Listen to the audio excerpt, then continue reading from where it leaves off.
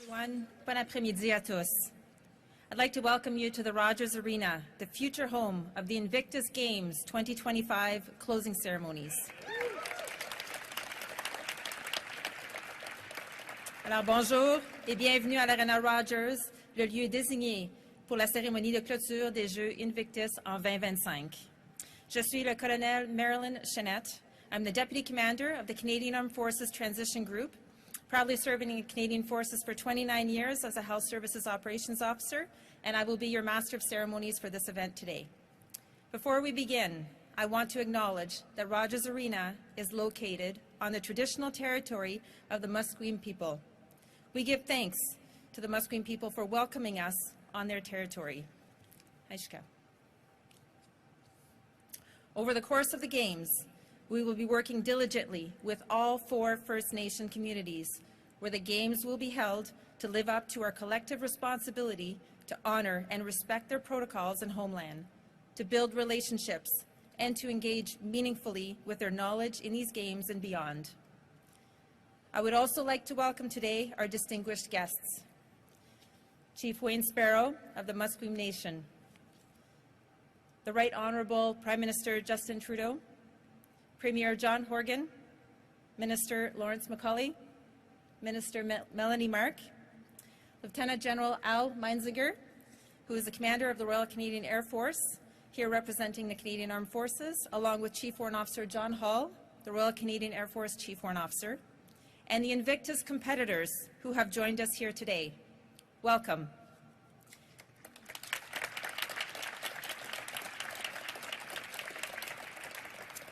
We would also like to thank everyone else who has joined us and is showing their support for the Invictus Games 2025.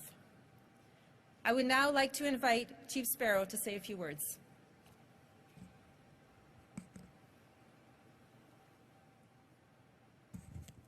I just want to start off by a couple of corrections. It's the shared territory of the Musqueam, Squamish, and Tsleil-Waututh, and I'm going to acknowledge Chief Dennis and our Chief Jen Thomas and Spokesperson Wilson here. They're both here with us.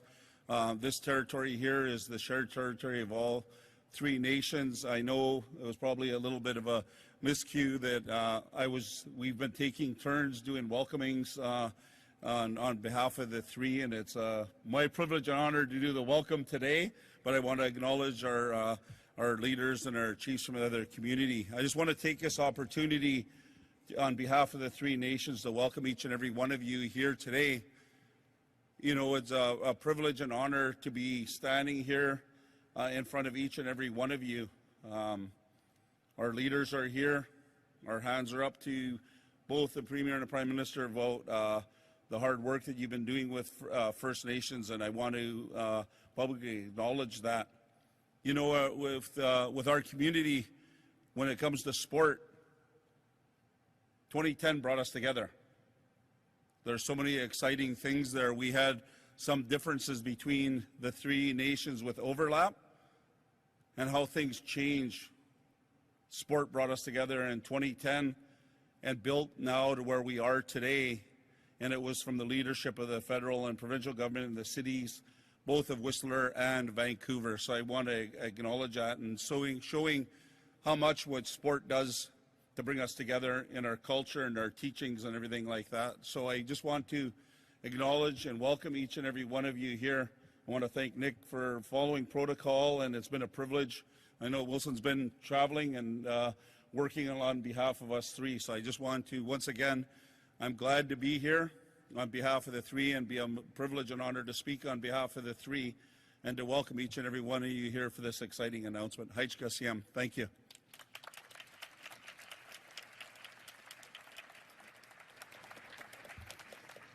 Thank you very much, Chief Sparrow, and thank you for the correction on that.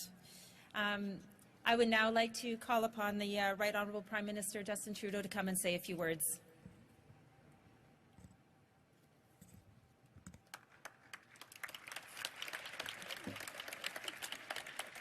Good afternoon. I'd also like to begin by acknowledging that we're on the traditional Coast Salish territory of the Musqueam, Squamish and Tsleil-Waututh peoples. Je suis content d'être ici aujourd'hui avec le ministre MacAulay et nos députés libéraux, Talib, Terry, Wilson, Ron, Parm. Thank you all for being here. Mais aussi, c'est un grand plaisir d'être ici avec mon ami John Horgan, Premier ministre de la Colombie-Britannique. Je tiens aussi à saluer la ministre provinciale Melanie Mark et le chef Wayne Sparrow, entre autres chefs. It's great to be here at Rogers Arena with Team Canada competitors from the most recent Invictus Games. This is a place where we come to see teams show us their strength and determination and cheer them on. Quand on regarde les gens compétitionner et donner tout ce qu'ils ont, ça nous donne tous l'envie d'être meilleurs et d'aller plus loin. Donc les militaires courageux qui participent aux Jeux Invictus nous inspirent tous. Ils représentent le meilleur de nous. This will be the second time Canada has been chosen as the host for the Games. But for the first time ever, and classically Canadian, these games will include winter sports. To support this uniquely Canadian event, our government is providing $15 million so we can celebrate and witness incredible competitors from all around the world. Though we all know that when it comes to winter sports, our Canadian competitors will show them how it's done. But just to make sure of that, we're also providing $1 million to Soldier On so they can help train and equip Team Canada. Soldier On is a program of the Canadian Armed Forces that helps support recovery for ill and injured CAF members and veterans, and they know that sports can and should be a huge part of that recovery. Un peu plus tôt, on a regardé les athlètes d'Équipe Canada jouer au curling en fauteuil roulant, l'un des sports d'hiver qu'on va voir aux Jeux en 2025. L'équipe était très habile et on pouvait sentir leur énergie et leur force. On a tout bien hâte de les voir compétitionner. Particularly because a little earlier I had the chance to speak with competitors about their service, about the challenges they face, and about the profound impacts sports have had on their recovery. I think it's easy to underestimate or almost shrug off the impact that Invictus and sport can have on injured CAF members on their path to recovery. When you think about it, those who choose to step up and serve their country do it with everything they are and everything they have, and it comes rightly to define them. They give the very best of themselves to serve their country, and they get used to it, and they know that they are there to give their very best in service of the country. And then an injury comes along, and suddenly they don't feel like they can give their best to their country anymore. They don't feel that they're doing as much as they could before. And of course, injury or no, they have so much to continue serving the country, but so much of it is mindset. And the conversation we had earlier, we talked about the challenge, talked about the competitive spirit, the drive for excellence, but also about the grieving process of learning to understand that you aren't the person you were before you got injured. But that doesn't mean you can't be a world-class competitor. You can't have every bit of that drive and that push and that quest to give all you are to your teammates, to your service, to your country. That's what Invictus allows not just competitors, but their comrades, their families, and all of us to live, to experience, to celebrate. I'm talking with Mike, a retired infantry captain who injured his spinal cord in duty and service to his country, and how much sport and competition allowed him to continue to push himself to be the very best. how Marilynn, who competes to show the world that her PTSD doesn't define her. Like all of us, every day has its challenges. But Invictus and the work everyone here is doing in support of them highlights that every day also has its victories and has its success. Mike, Marilynn, Pat, avec ton histoire inspirante, merci pour votre service. Merci de toujours nous montrer ce que c'est l'excellence au service du pays, au service de l'autre. You show us just how strong this human spirit is. You dedicated your lives to fighting for others. You put it all on the line to defend our freedom and our democracy. We are always grateful. We're even more grateful that we also get the chance to cheer you on as proud members of Team Canada. Before I end today, I want to take a moment to recognize all the work that the True Patriot Love Foundation did to pull together Canada's successful Invictus bid for 2025. Thank you to True Patriot Love for all you do to support Canadian Armed Forces members and veterans and their families. I know all families, all Canadians are looking forward to welcoming the courageous, indomitable servicemen and women to the 2025 Games, and together we'll celebrate the power of sport, the power of recovery, and mostly the power of the human spirit. Merci tout le monde. Thank you all.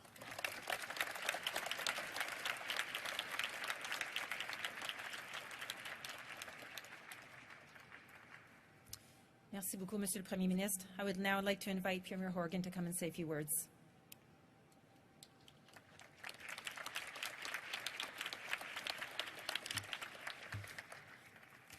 Thank you very much. It's great to be here on the traditional territory of the Squamish, Musqueam, and Tsleil-Waututh First Nations. It's great to see so many people here at BC Place and Rogers Arena, and I want to thank the Aquilini family.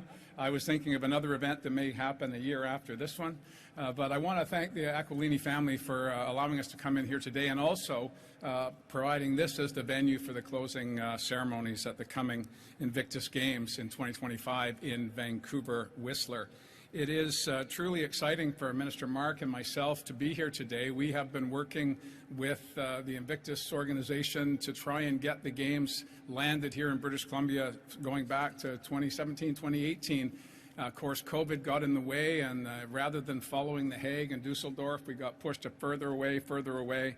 But I think that delay has been the best possible news for British Columbia, the best possible news for Invictus, because we will have, as the Prime Minister said, in a quintessentially Canadian way, the first hybrid and the first Winter Games, including sliding events, skiing events at Whistler. A world-class event is going to be taking place here, and I'm very excited to announce that the province of British Columbia will match the federal contribution of $15 million to ensure that the event comes off without a hitch, and will continue to support athletes as they prepare to participate in 2025. There you go.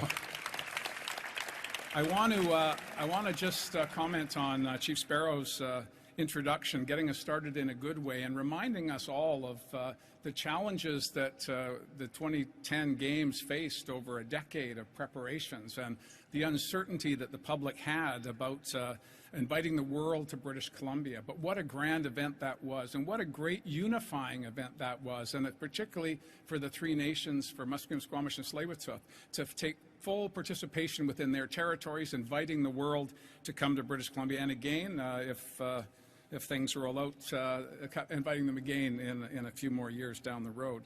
But it is that true sense of participation that gets us all involved. I grew up playing a lot of sports, and I had a real opportunity with the Prime Minister to talk to participants at The Hague and to hear not just about the power of sport, but the power of assisting each other. And I look at our armed forces personnel who are here today, who, as the Prime Minister says, get up every morning in defense of the democracy that we cherish, in defense of the freedoms that we hold so dear. And to have an injury, sometimes visible, sometimes invisible, in the discharge of that responsibility can be daunting for an individual, daunting for a family. But it's groups like True Patriot Love, groups like the Invictus organization, and groups like the Canadian military who come together to help those in need.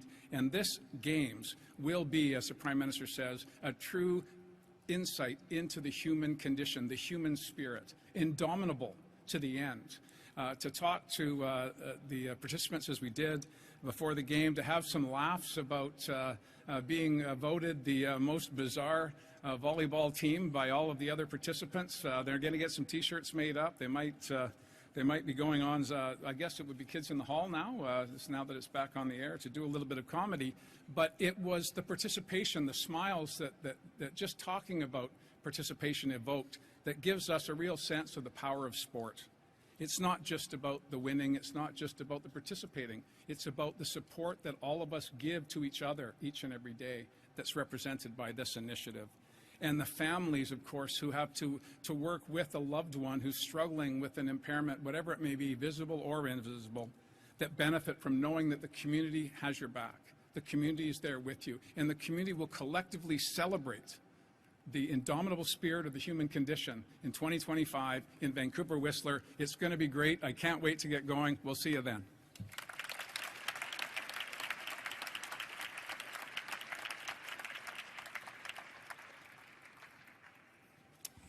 Thank you very much, Premier Horgan. I would now like to invite Minister MacAulay to come and say a few words.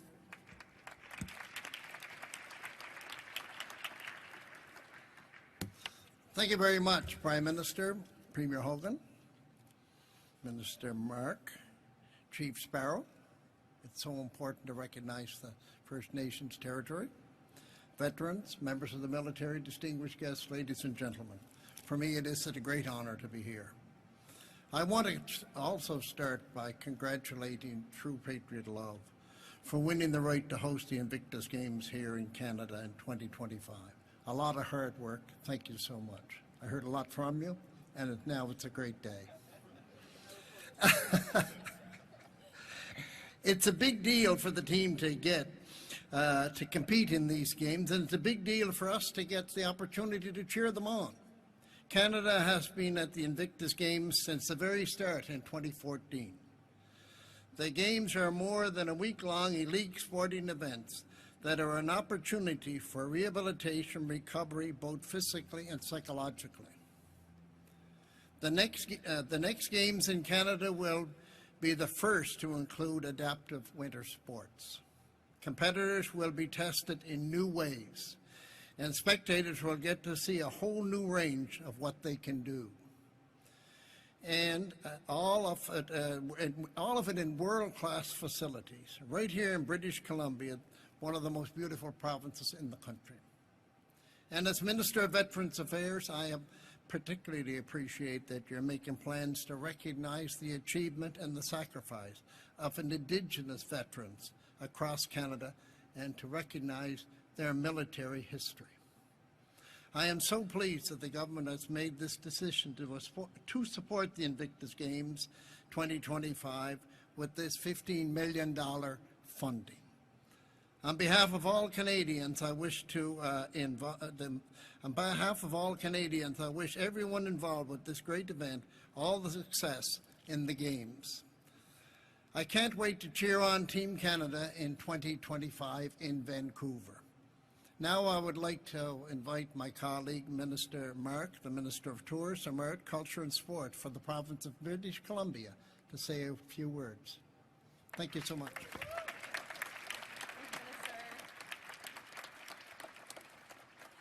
You heard him say it. BC is one of the most beautiful provinces in Canada. Good afternoon, everyone. Simgaget, Sigadamana, Gibit Wiltsik. My name's Melanie Mark. My Niska name's Lahaikwiskak, and I'm very proud to be here as the Minister for Tourism, Arts, Culture, and Sport.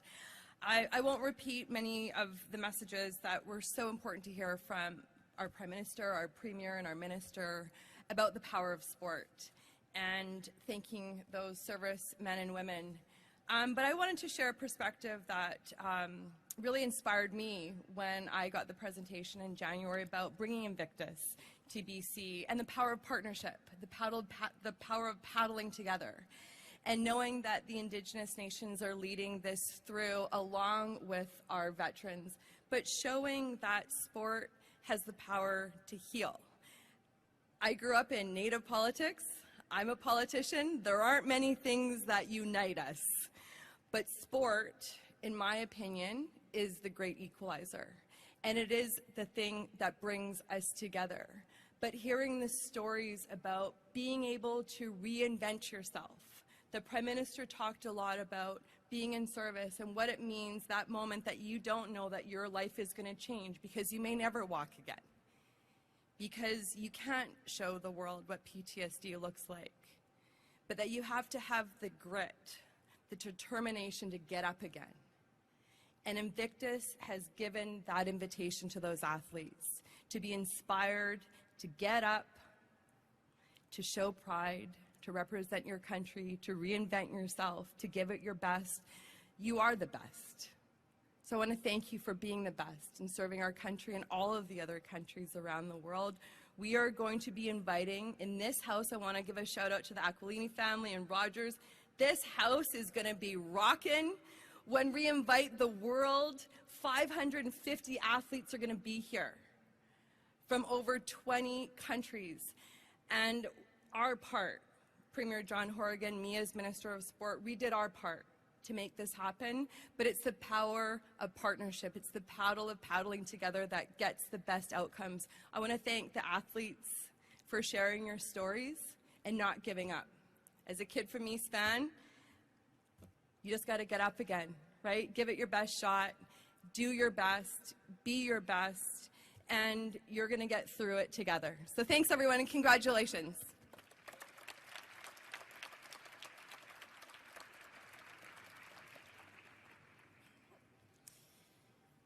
Thank you to the Government of Canada and the Province of British Columbia for that incredible commitment.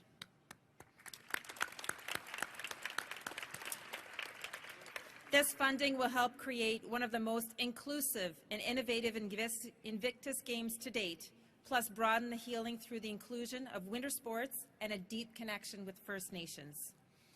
To hear a little bit more about the impact of Invictus Games and how it has impacted and played on the lives of Canada's military community, I would like to introduce Master Corporal retired Natacha Dupuis. Natacha was a co-captain of Team Canada at the 2017 Toronto Invictus Games. She served in the British Columbia Regiment and now works with the Occupational Stress Injury Social Support Program within the Canadian Armed Forces Transition Group in the National Capital Region. Welcome, Natacha, and please come to the stage to say a few words.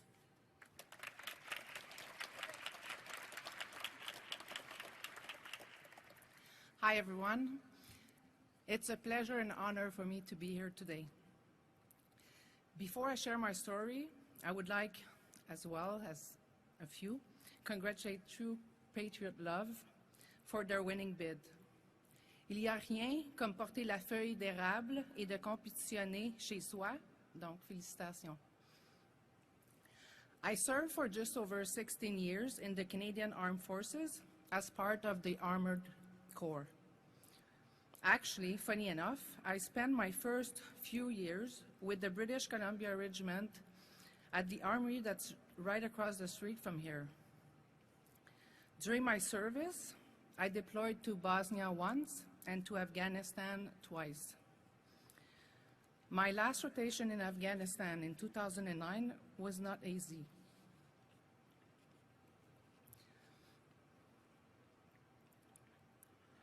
My squadron lost 4 soldiers to IEDs. I was first responder in a gruesome event where 2 of my comrades were killed and 3 were badly injured.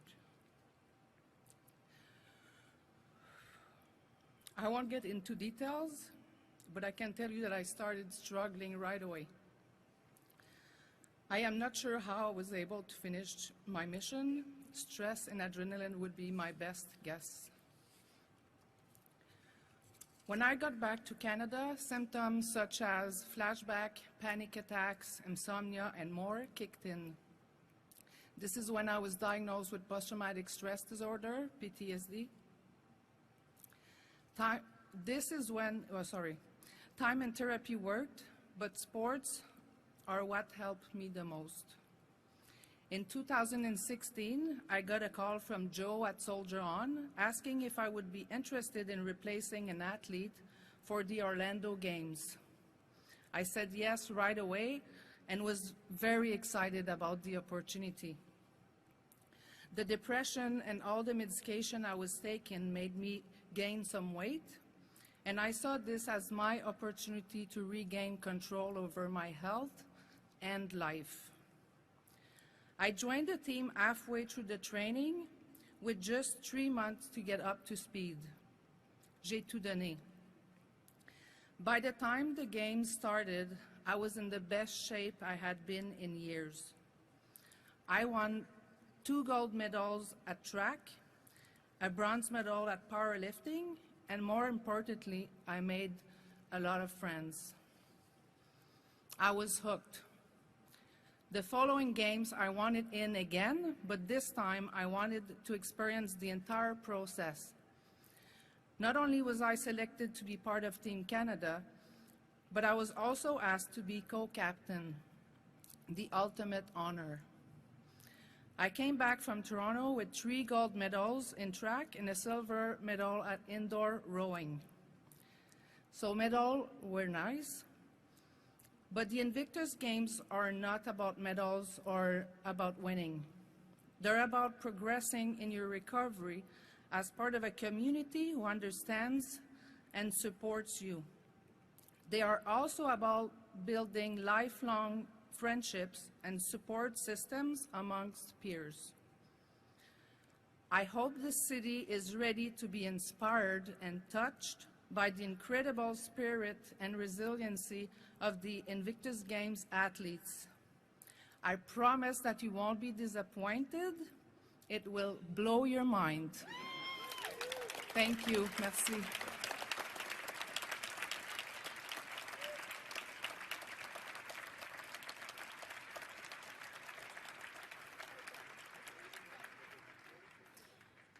Thank you, Natacha, for your service, for your commitment to our country, and for sharing your story. What an incredible reminder of why the Invictus Games are so important.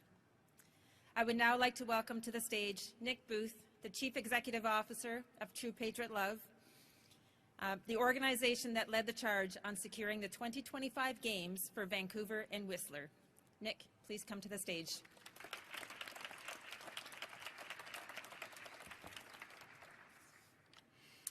Thank you, Colonel Chenette, for being here today and for your distinguished service to Canada, and to all the other members of the Canadian Armed Forces and veterans who are here with us today. Bienvenue à tous ceux qui se sont joints à nous aujourd'hui. Thank you also to Natacha for sharing the impact of your Invictus journey, not only on your own health and healing, but on the whole Invictus community here in Canada and around the world.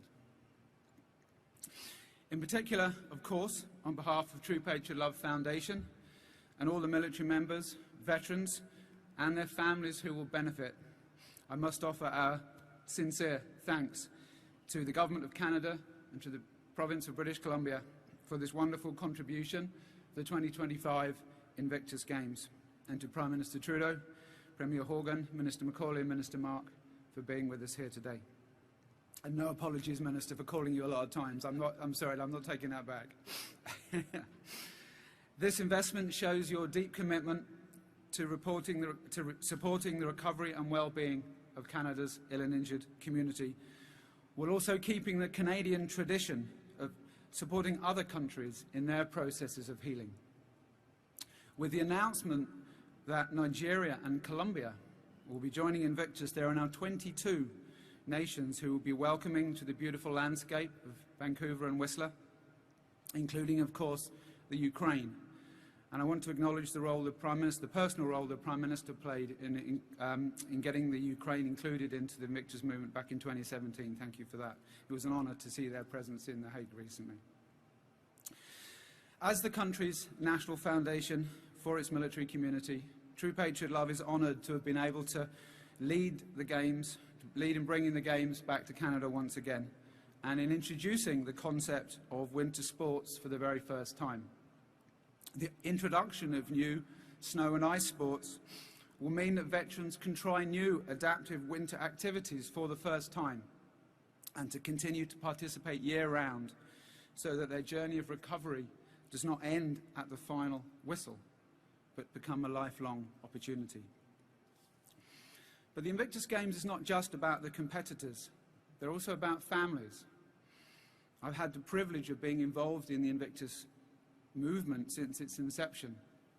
And I remember way back at the first Games in London in 2014, talking to the spouse of one of the UK team. And I asked what it was like to have him to be part of the Games. And through her tears, she said to me, "I've got my husband back." Invictus inspires people to begin what are often long, difficult and painful journeys of recovery from injury or illness, and we heard some moving testimonies of that just prior to today's event. It saves marriages, it changes lives, it saves lives.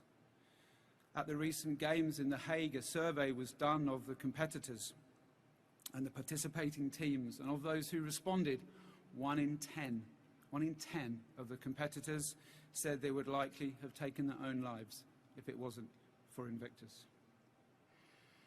It is not about winning or losing. It is about the friendships, the togetherness, the growth that comes with being able to wear your country's uniform again, for being who I am, as the original poem from Henley said, to be the master of my fate, to be the captain of my soul. Through the 2025 Games, we will also aim to highlight the proud service given by First Nations and Indigenous members of Canada's armed forces for more than a century. And I also want to extend my thanks to the First Nations, to Chief Sparrow and the Musqueam, to Squamish, Tsleil-Waututh and Lil'wat Nations for joining together and welcoming us and the world to their lands. H'ka.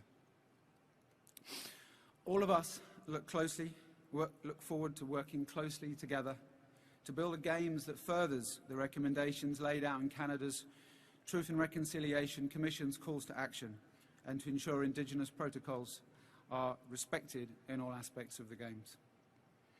On behalf of everyone involved in securing the first ever Winter Invictus Games for Vancouver and Whistler in 2025, thank you for being here today, and thank you again, Prime Minister, Premier, for this incredible support. Thank you. Merci. H'ka.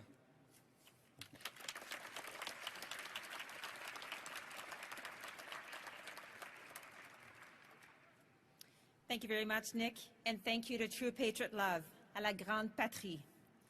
Encore une fois, un gros merci au gouvernement du Canada et à la province de la Colombie-Britannique pour cet engagement incroyable. There will be media opportunities following this event with Minister MacAulay, with Nick Booth, with Natacha, and some other Invictus athletes. I had the opportunity just before this to try the wheelchair curling, and let me tell you, this is a lot of fun, and I do encourage you after this to take some time to go to the back and give it a try yourself. Let's get excited for Invictus Games Vancouver, Whistler 2025. Thank you all. Merci à tous. H'ka.